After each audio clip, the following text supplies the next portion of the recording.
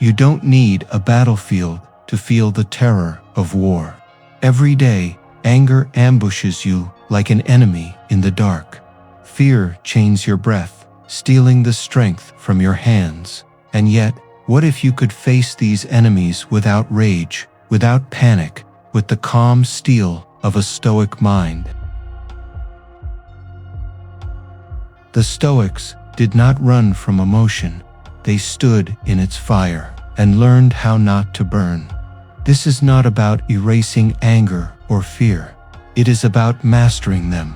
Today, let me share with you 8 Stoic strategies to turn your fiercest enemies into your deepest teachers. Why anger and fear are your training ground. Anger and fear, two shadows that have walked with humanity since the dawn of time. They are not strangers. They live in your veins, in your pulse, in the quickening of your breath. The Stoics never promised a life free of these forces. Instead, they taught, life itself is a training ground, and anger and fear are weights to be lifted. Marcus Aurelius once wrote in his Meditations, "You have power over your mind, not outside events. Realize this, and you will find strength." What you are about to learn are not abstract lessons, but 8 practical Stoic strategies forged in the fire of real lives, real struggles, real storms. These 8 are not chains to restrain you, but keys to unlock you. And if you dare to carry them into your own life, you may discover that anger and fear were never enemies at all, but the raw material of your strength.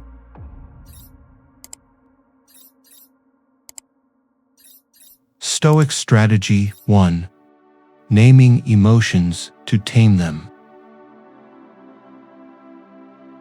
Imagine you are in the middle of a storm.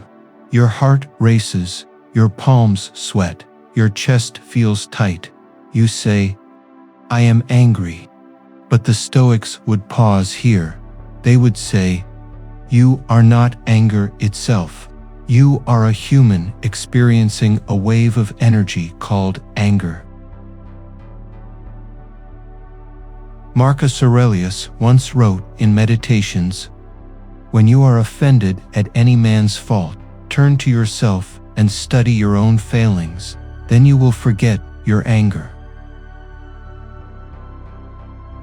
To the Stoics, anger and fear are not demons to be exorcised, but fires to be named. If you can name the flame, you stop being consumed by it. When you say, "This is frustration," or "This is fear of rejection," the fire shrinks. It no longer rules you. It becomes something you observe. Modern psychology echoes this. Neuroscientists have found that labeling an emotion reduces its intensity. It's called affect labeling. The brain's amygdala calms down when you simply name what you feel. Ancient Stoicism and modern science shake hands here. Picture a soldier on the battlefield, trembling before combat. If he says, "I am weak," he is lost. But if he says, "This is fear," he has already won half the battle. Naming the fire gives distance between self and flame. Seneca once wrote in Letters to Lucilius, "We are more often frightened than hurt, and we suffer more in imagination than in reality." Here's how you can practice this today. Next time anger surges, instead of saying, "I am furious," try saying, "I notice anger is present." Or instead of "I am terrified," say, "Fear is visiting me." Language changes reality. By shifting from identity to observation, you cool the flame. The Stoic strategy is simple yet radical. Separate the self from the storm. You are not the fire. You are the witness who names it.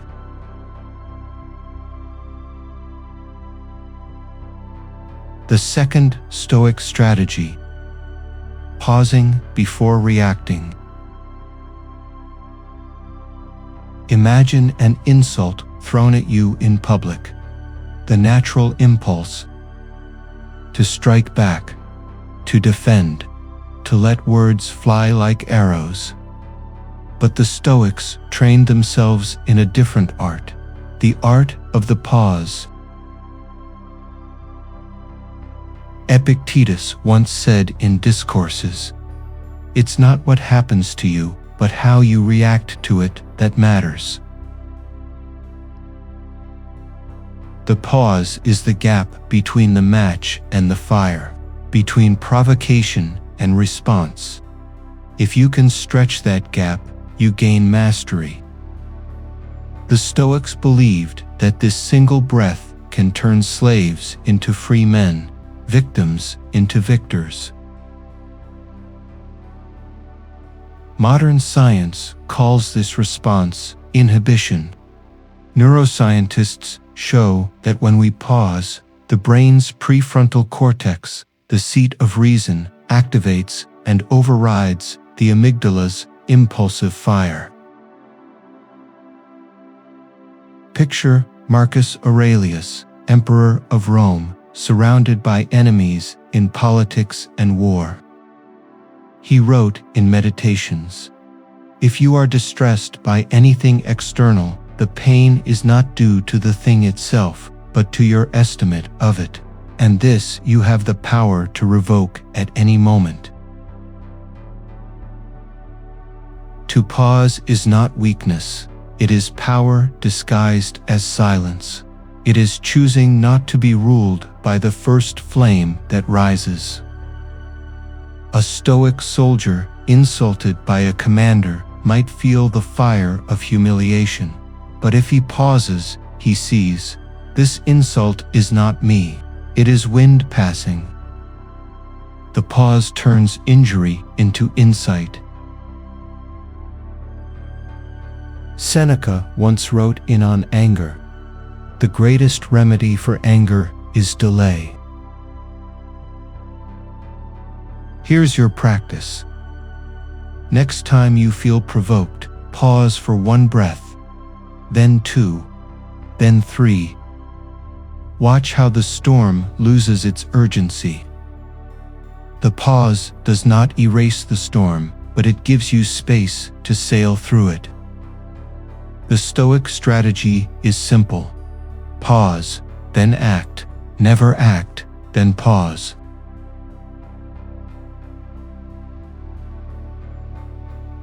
Stoic Strategy 3: Reframing fear through perspective. Every storm of life begins with a question. What is mine to command, and what is not? Epictetus once taught in the Enchiridion, "Some things are up to us, and some are not."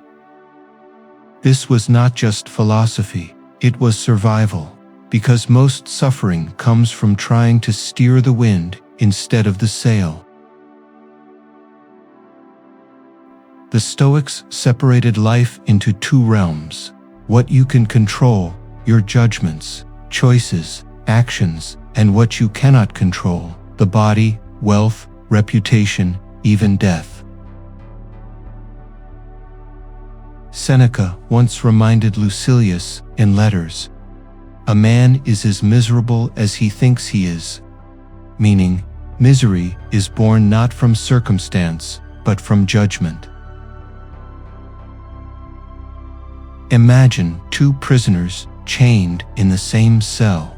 One curses the walls, the other studies, meditates, and becomes freer in mind than most men outside.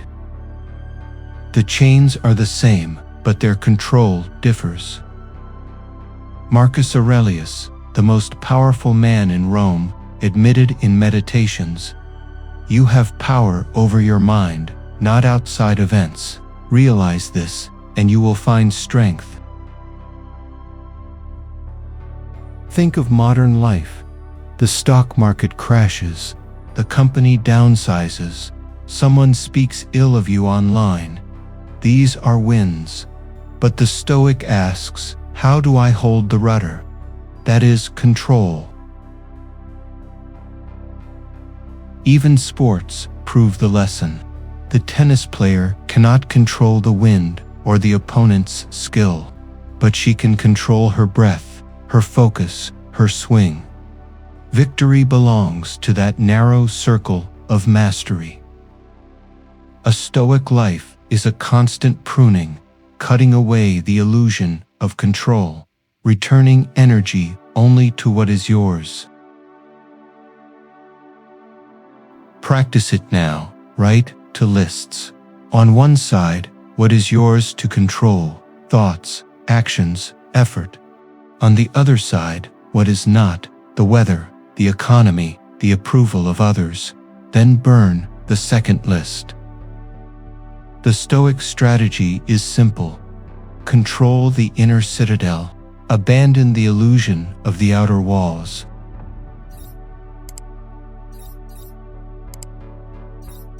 Stoic Strategy 4. Building inner armor with reason.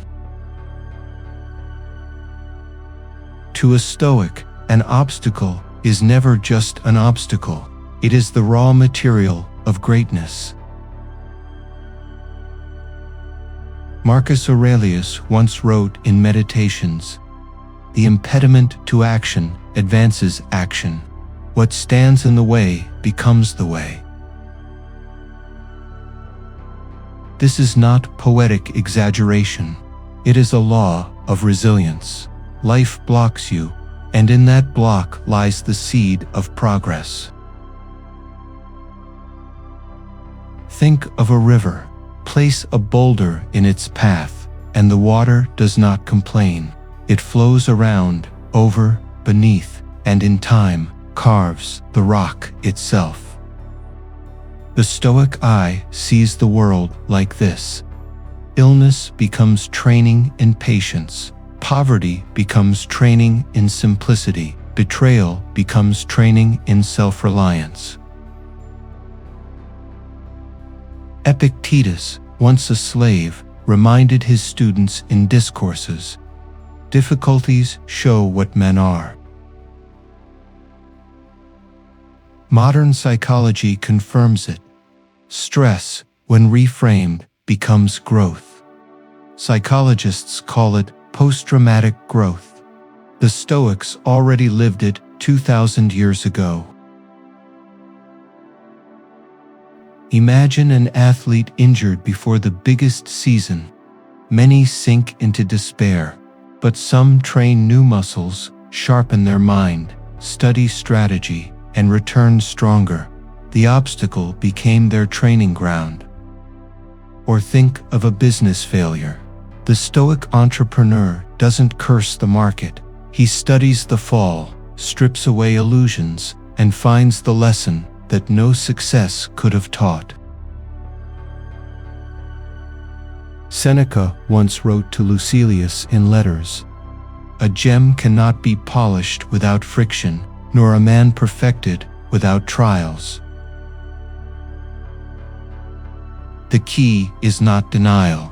Stoicism does not say, ignore pain. It says, study it, use it, shape it into strength. In your own life, reflect, what obstacle now feels immovable? What if it were not blocking your path, but redirecting you to a better one? The Stoic strategy here is alchemy. Turn stone into stepping stone, wound into wisdom, loss into liberation.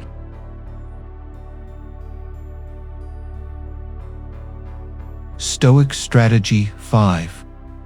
practice voluntary discomfort.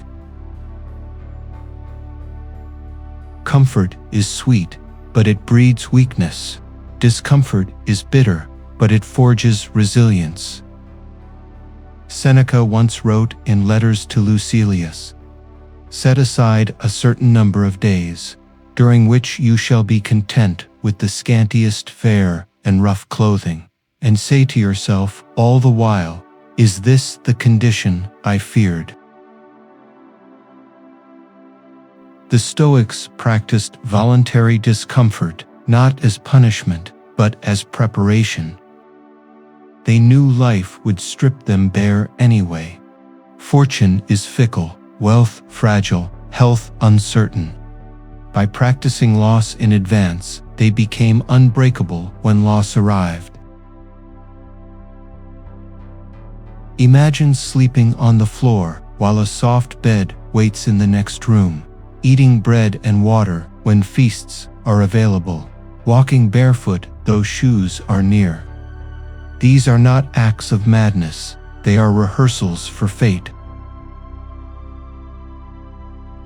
Marcus Aurelius reminded himself in Meditations, "Think of yourself as dead. You have lived your life. Now, take what's left and live it properly." To live properly meant to be unafraid of hardship, to be ready for cold, hunger, rejection, to see them not as enemies, but as drills in the gymnasium of life. In our modern world, comfort has multiplied: heated rooms, fast food, instant entertainment, but our minds have softened with our cushions. What if once a week you deliberately left the heater off, fasted a meal, walked instead of driving? This is not about self-harm, it is about self-command. The practice whispers to you, "See, you feared hunger, but it is survivable. You feared the cold, yet you endure. You feared being alone, yet you are still whole."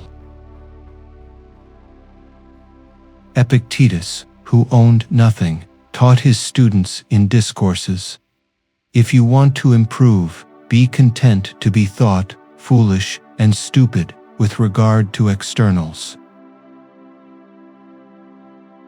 In other words, dare to live simply, even when you could live lavishly. This freedom terrifies others but steals you. Think of the samurai who trains with a wooden sword long before the steel blade is drawn, or the astronaut who spends months in simulation before launch. Voluntary hardship is simulation for the soul. The Stoic lesson is simple, yet radical. When you train yourself to need less, the world cannot threaten you with loss. Poverty rehearsed makes wealth optional. Hunger rehearsed makes feasts a gift, not a dependency. Cold rehearsed makes warmth a blessing, not a right. The Stoics did not despise comfort, they enjoyed it when present, but because they practiced living without it, they were never its slaves.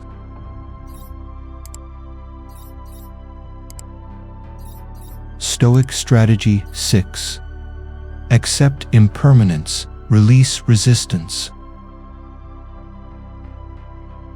The heart of Stoicism is a simple, radical distinction: what is up to you and what is not. Epictetus declared in the Enchiridion, "Some things are in our control and others not. Our opinions, our impulses, our desires, our aversions, these are in our control. Our body, our property, reputation, office, these are not." This is not philosophy for the classroom. It is survival strategy for the battlefield of life. You can't command the storm, but you can command your stance within it. Marcus Aurelius once reminded himself in Meditations, "You have power over your mind, not outside events. Realize this, and you will find strength." Think of a chessboard. You cannot control the opponent's moves, but you can control yours. That is enough to change the game. In daily life, we torment ourselves by trying to control the uncontrollable. People's opinions, weather, politics, the past. You cannot make someone love you, but you can live lovingly. You cannot stop aging, but you can age with dignity. You cannot force fortune, but you can prepare with prudence. Seneca once wrote in on providence, "A good character, once established, is not easily overthrown by misfortune." When misfortune comes, sickness, loss, betrayal, the Stoic asks only one question: what part of this is mine to govern? Perhaps it is my judgment of the event, my choice of response, my courage to endure. Everything else, time, fate, death, is not mine. So why grip it as if it were? In modern terms, you can't stop the traffic jam, but you can stop your rage. You can't prevent layoffs, but you can build skills. You can't control the market, but you can control your spending. This discipline is not weakness, it is focus. It channels your finite energy into the one arena where victory is possible: your own soul. Imagine two soldiers in war. One rages against the rain, the mud, the chaos. The other accepts it, conserving strength for the fight. Which survives? The Stoics chose the second path: conserve, focus, endure. Modern life bombards us with noise, breaking news, online drama, endless expectations. But remember, you don't control the world's noise. You control whether you let it echo inside you. The paradox of control is this: the less you try to control what isn't yours, the more powerful you become over what is. Release the illusion of total control, and you gain true control at last.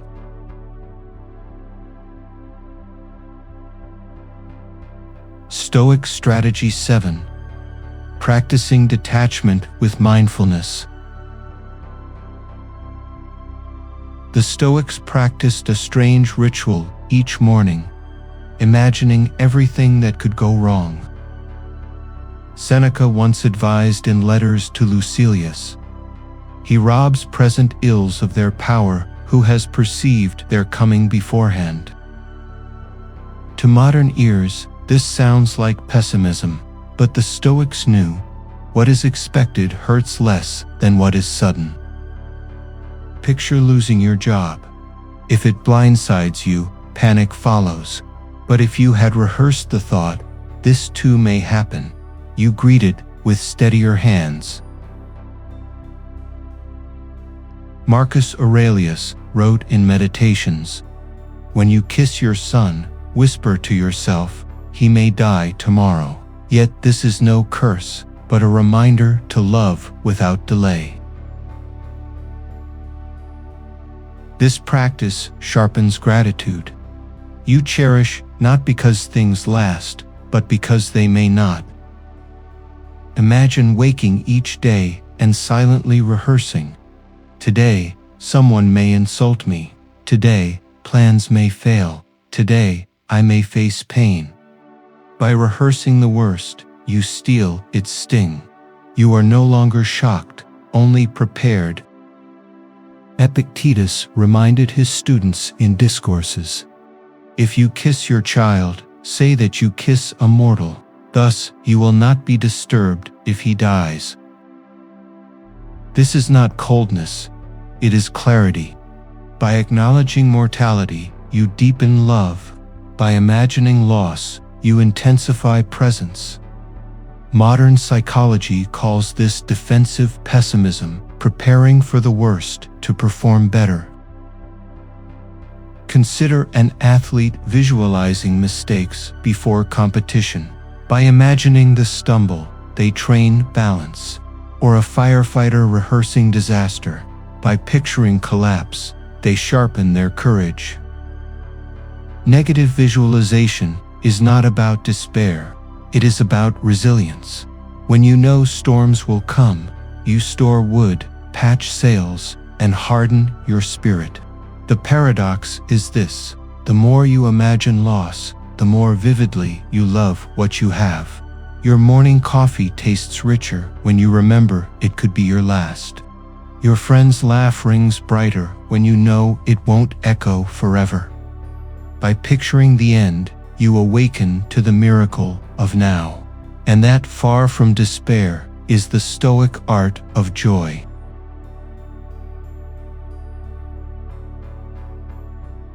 Stoic Strategy 8. Voluntary discomfort. The final Stoic strategy may be the hardest to accept, choosing discomfort on purpose. Seneca once wrote in letters to Lucilius, "Set aside certain days on which you shall be content with the scantiest and cheapest fare, with coarse and rough dress, saying to yourself, 'Is this what I feared?'" Why would a wealthy Roman philosopher sleep on the floor or eat stale bread by choice? Because Stoicism teaches, comfort makes us soft, but voluntary discomfort makes us strong. When you taste poverty for a day, you discover it is survivable. Fear loses its teeth. When you walk barefoot, or take a cold shower, or fast for 24 hours, you prove to yourself, "I can endure." Epictetus reminded in Discourses, "It is difficulties that show what men are." By practicing hardship voluntarily, you train your mind before life forces it upon you. Imagine soldiers who drill with heavy packs before the war, or athletes who train at altitude before the race. They make the real test easier by choosing a harder one beforehand. The Stoics applied the same principle to life. Sleep without a pillow, eat plain rice, walk instead of riding. These small acts forge resilience. They whisper, "You are stronger than you think." Marcus Aurelius, though emperor, endured long nights on military campaigns, writing in his Meditations, "When life is rough, remember, you were not born to be coddled, but to be tested." Modern science echoes this. Cold exposure strengthens immunity. Fasting sharpens mental clarity. Physical strain builds not just muscles, but discipline. Voluntary discomfort is not about punishment. It is about freedom. For when you can live with less, you are no longer enslaved by more. And when adversity comes, as it always does, you will not be broken, but ready. This is the Stoic paradox. The road of discomfort leads not to misery, but to mastery.